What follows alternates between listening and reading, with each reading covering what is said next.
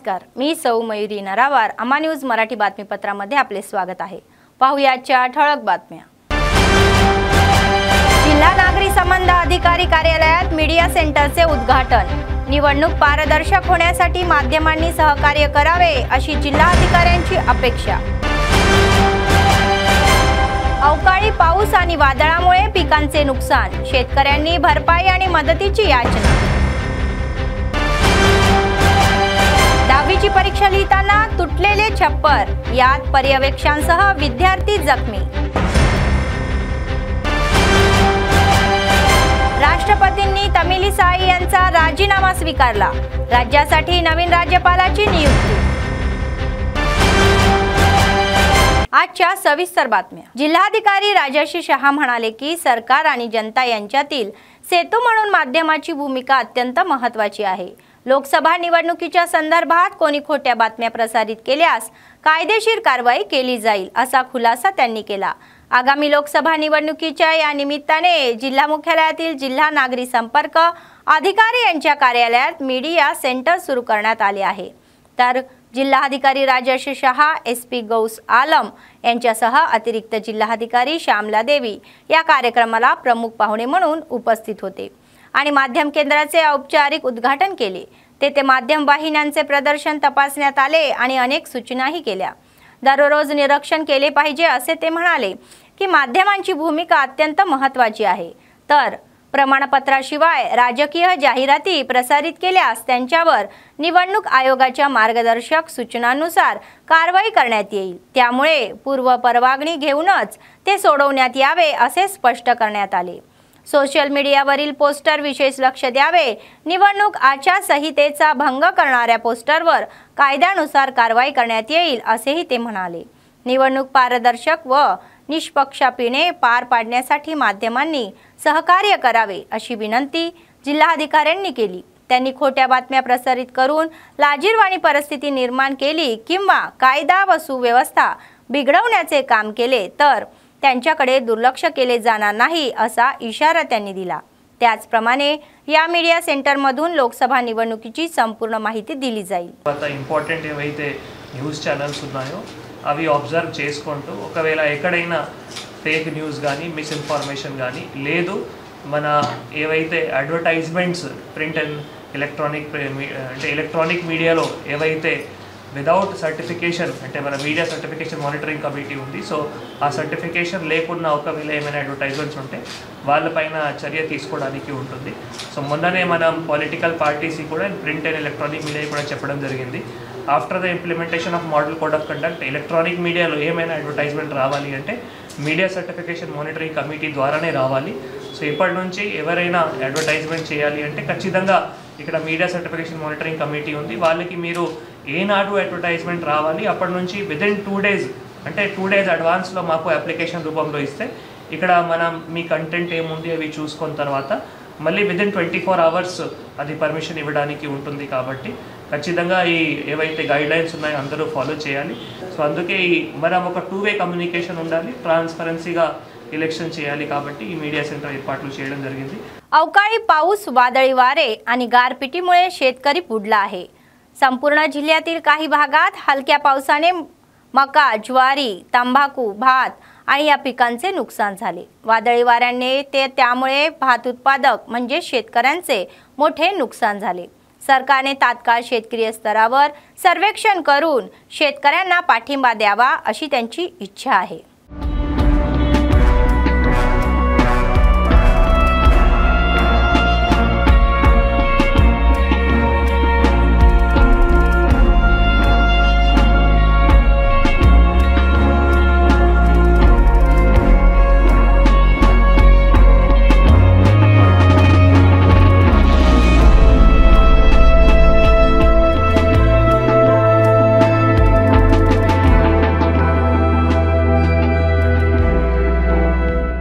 ఆదిలాబాద్ జిల్లాలోని తలమడుగు, తాంసీ, గుడిహత్నూర్, ఇచ్చోడ, సొనాల మండలాల్లో కురిసిన జల్లులకు పలు పంటలు దెబ్బతిన్నాయి. ప్రధానంగా మొక్కజొన్న, జొన్న, పొగాకు పంటలు నేలకొరిగాయి. తలమడుగు మండలంలో 100 ఎకరాల్లో పంటలకు నష్టం వాటిల్లింది. అప్పులు చేసి పంటలు సాగు చేశామని మరికొద్ది రోజుల్లో మంచి దిగుబడి వస్తుందనుకుని ఆశపడితే అకాల వర్షానికి అంతా తుడిచిపెట్టుకుపోయిందని రైతులు ఆవేదన వ్యక్తం చేస్తున్నారు. దాదాపు 4 గంటల ప్రాంతంలో ఈదురుగాలులతో కూడుకున్నటువంటి వర్షం పడడం వల్ల మా బరంపూర్ గ్రామంలో మక్క పంట మరియు జొన్న పంటలు దాదాపు మక్క పంట ఒక 100 ఎకరాల వరకు ఉంటుంది. పూర్తిగా ఈ గాలులతో పంట పూర్తిగా నీలమట్టం కావడం జరిగింది. అదేవిధంగా జొన్న పంట కూడా ఇప్పుడు పాలు పోసుకునే దశలో ఉన్నాయి. అది కూడా జొన్నలు కూడా దాదాపు నీలమట్టం గావించడం జరిగింది. అటు నిర్మల్ జిల్లాలోనూ ఈదురు గాలులతో కురిసిన అకాల వర్షంతో లక్ష్మణ్ మండలం పీచెర గ్రామంతో పాటు మామడ, సోన్ మండలాల్లో మొక్కజొన్న, వరి, నువ్వు తదితర పంటలు దెబ్బతిన్నాయి. కొన్ని రోజులు గడిస్తే పంట చేతికొస్తుందనగా అకాల వర్షంతో పాటు ఈదురు గాలులకు పంటలన్నీ పూర్తిగా దెబ్బతిన్నాయి. పంట బాగా ఉండడంతో మంచి దిగుబడి వస్తుందని రైతులు ఆశించారు. పంట నష్టపోయిన తమను ప్రభుత్వం ఆదుకోవాలంటూ రైతులు వేడుకుంటున్నారు. లక్ష్మణ మండలం మక్క ఉండేది ఇంత పచ్చని మక్కను ఈ తొందరబాదకు చిన్నబాద్ ఆన పరిచయం బాధకు ఇవన్నీ ఇట్లా చేసుకోవడానికి ఇప్పుడు పోతే ఇంకో 10-15 రోజులు ఉండవలసిన మక్కను ఈరోజు కోసుకున్నాం. ఇది బాగా రైతులకు ఈ గవర్నమెంట్ ఏమైనా సాయం చేస్తారని అనుకుంటున్నాం. సాయం చేయకపోతే నడచట్లేదు. ఇంత మంచి మక్కను కోసుకుంటామంటే 15 రోజుల్లో దిగుబడి ఎంత వస్తుంది, ఇప్పుడు కోస్తే ఎంత వస్తుంది కొంచెం ఆలోచించి దాన్ని దయచేసి చేయాలి.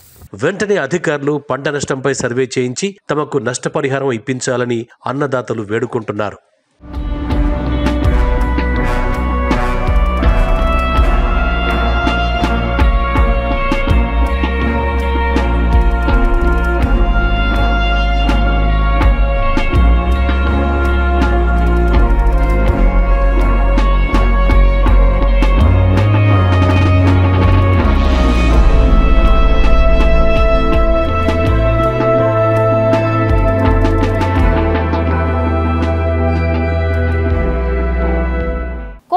परवानगी न घेता बांधकाम केल्यास विभागीय कारवाई करण्यात येईल असे महापालिका आयुक्त कमर अहमद यांनी स्पष्ट केले.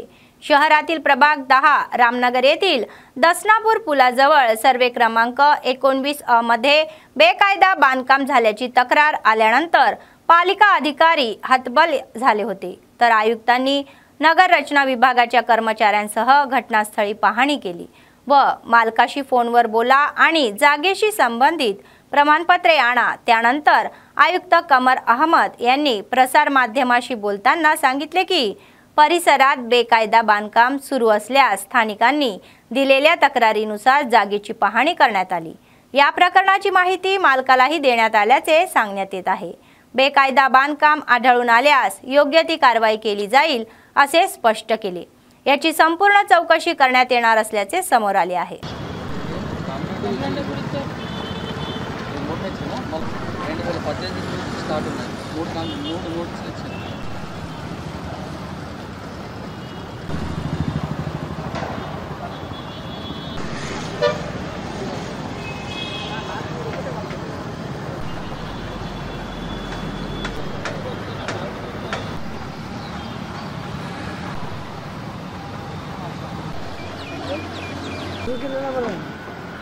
ఆదిలాబాద్ పట్టణం రామ్నగర్ 10th వార్డులో సర్వే నెంబర్ 19/Aలో ఒకటి అక్రమ నిర్మాణం చేస్తున్నారని చెప్పేసి మన అక్కడ ఉన్న స్థానికులు టి భూమన్న గారు ఫిర్యాదు చేయడం జరిగింది లాస్ట్ ఫిబ్రవరిలో.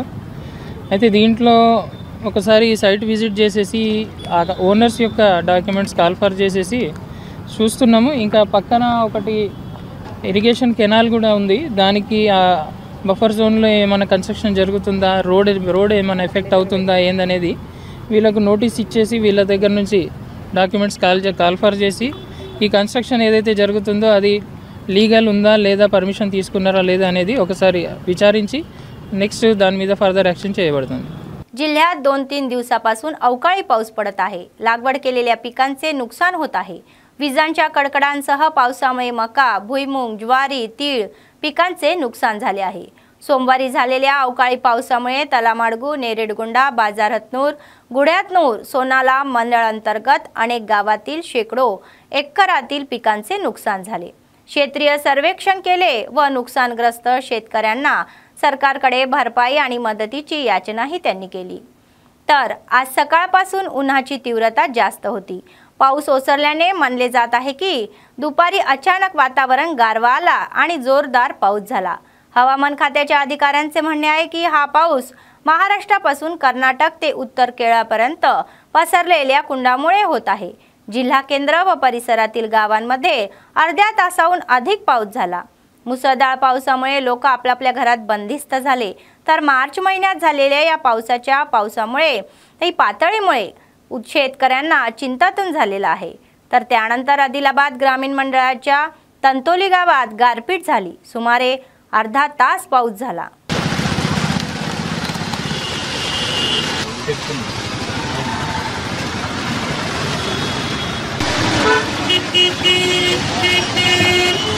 దాదాపు 39-40 డిగ్రీల వరకు ఎండ తీవ్రత ఉన్నప్పటికీ కూడా నిర్మల్ జిల్లాలో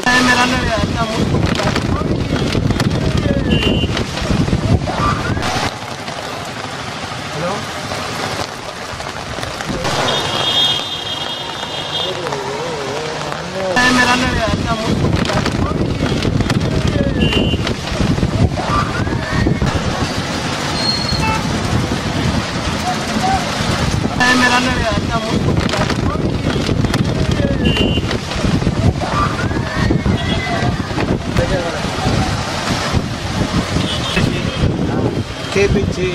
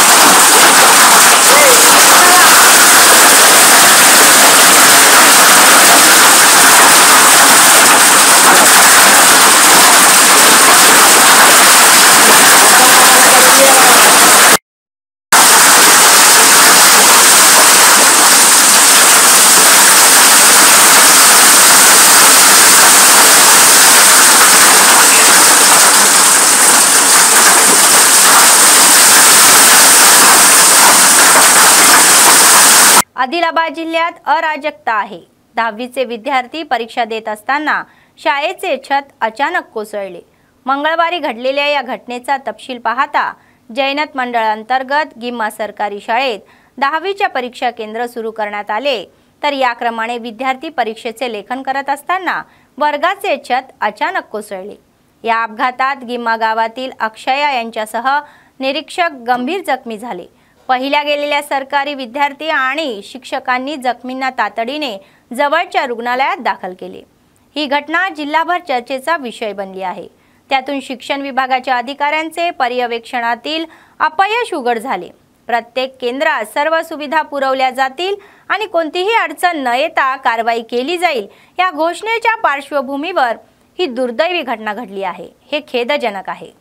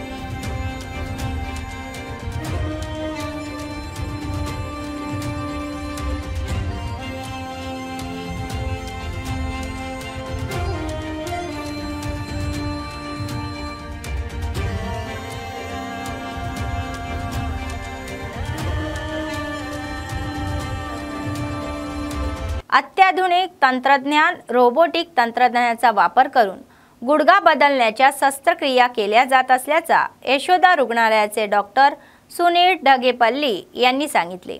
स्थानिक पातळीवर आयोजित मीडिया कॉन्फरन्समध्ये त्यांनी प्रगत रोबोटिक जॉइंट रिप्लेसमेंट पद्धतीबद्दल व्यापक जनजागृती करून निर्माण केली। तर ते म्हणाले की हैदराबादमधील सोमाजीगुडा यशोदा रुग्णालयात अत्याधुनिक पद्धती वापरून व पीडितांवर गुडघा बदलण्याची शस्त्रक्रिया केली जात आहे। जे गुडघे झीज होण्याच्या पहिल्या 2 टप्प्यात आहेत ते इंजेक्शन घेऊ शकतात, परंतु जे 3ऱ्या आणि 4थ्या टप्प्यात आहे त्यांना शस्त्रक्रियेची गरज नाही। तर रोबोटिक जॉइंट रिप्लेसमेंटच्या माध्यमातून अचूक पद्धतीने गुडघा बदलणे शक्य असून या प्रक्रियेत फिजिओथेरपी सोपी असल्याचे त्यांनी स्पष्ट केले। అన్ని రకాల ఇక్కడే 2 హాస్పిటల్స్కి వచ్చి ఫ్రీ క్యాంప్ పెట్టడం రెగ్యులర్ చేస్తుంటాం సార్।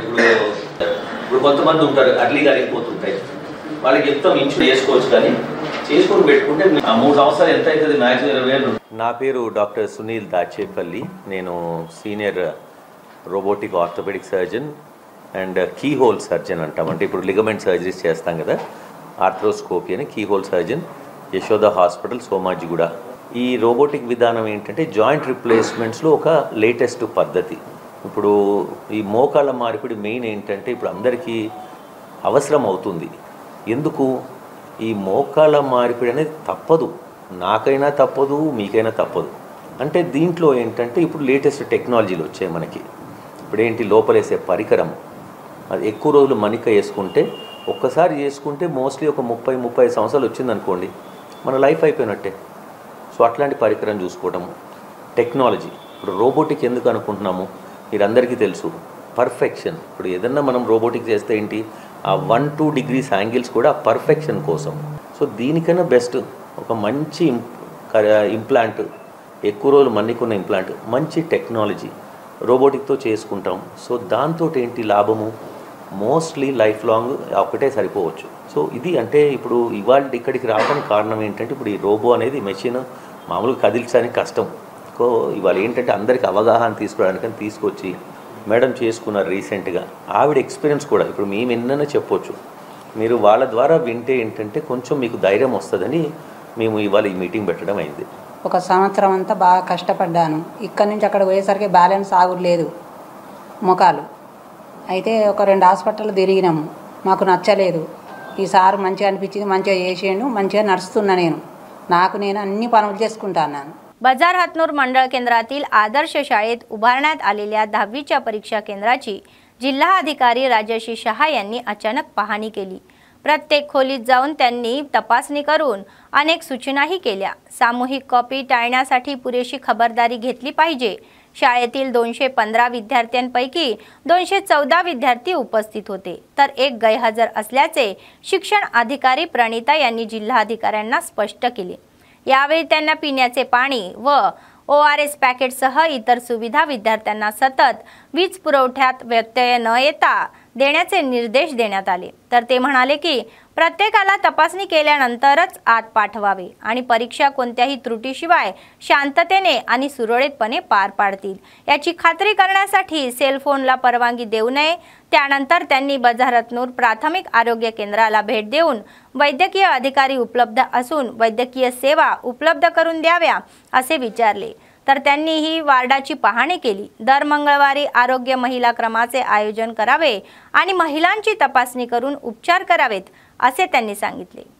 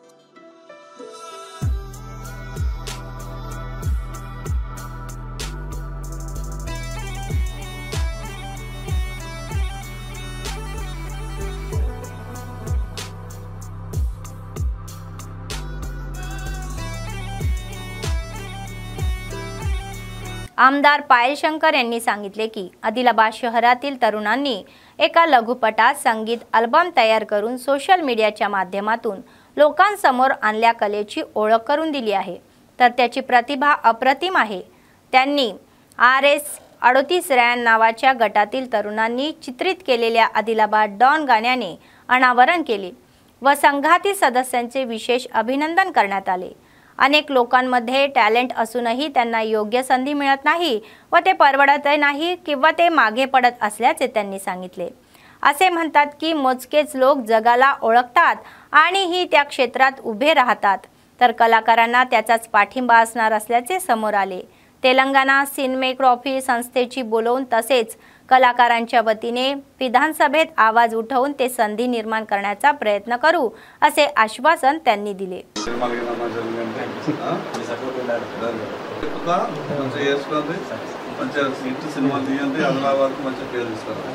ఆదిలాబాద్ జిల్లాలో ఆదిలాబాద్ పట్టణంలో కళాకారులకు ఎక్కడ కూడా కొరత లేదు।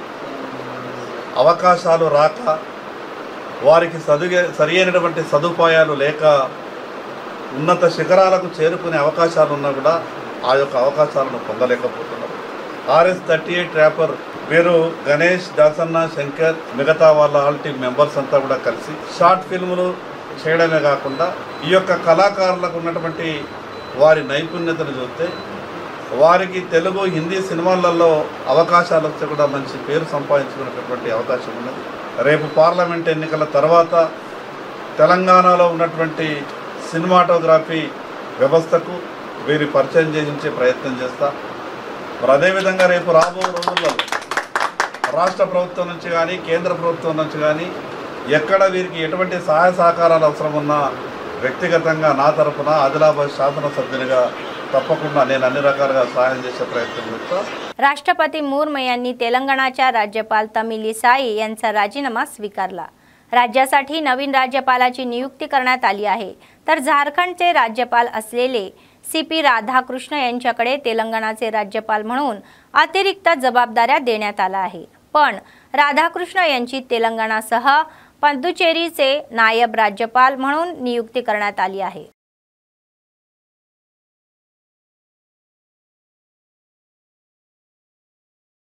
दिल्लीत काँग्रेस कार्यकारिणीची बैठक सुरू आहे।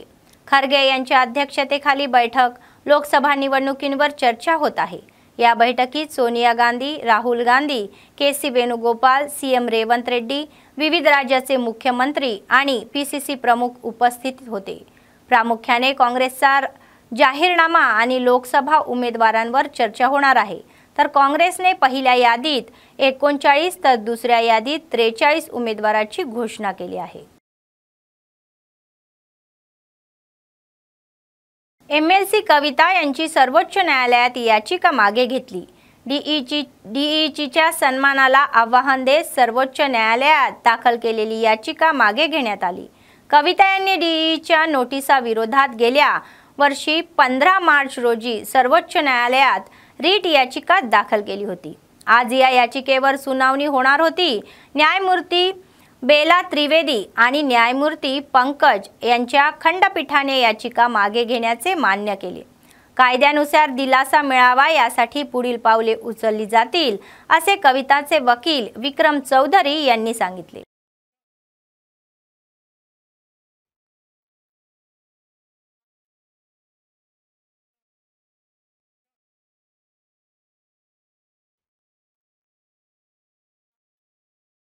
बातमी संपण्यापूर्वी पुन्हा एकदा ठळक बातम्या। जिल्हा नागरी संबंध अधिकारी कार्यालयात मीडिया सेंटरचे उद्घाटन। निवडणूक पारदर्शक होण्यासाठी माध्यमांनी सहकार्य करावे अशी जिल्हाधिकाऱ्यांची अपेक्षा। अवकाळी पाऊस आणि वादळामुळे पिकांचे नुकसान, शेतकऱ्यांनी भरपाई आणि मदतीची याचना। 10वीची परीक्षा लिहिताना तुटलेले छप्पर, यात पर्यवेक्षकांसह विद्यार्थी जखमी। राष्ट्रपतींनी तमिलिसाई यांचा राजीनामा स्वीकारला। राज्यासाठी नवीन राज्यपालाची नियुक्ती। या होत्या आजच्या बातम्या। पुढच्या बातमीपत्रात पुन्हा भेटूया। तोपर्यंत पाहत रहा अम्मा न्यूज, सत्तेसाठी जनतेसाठी। नमस्कार।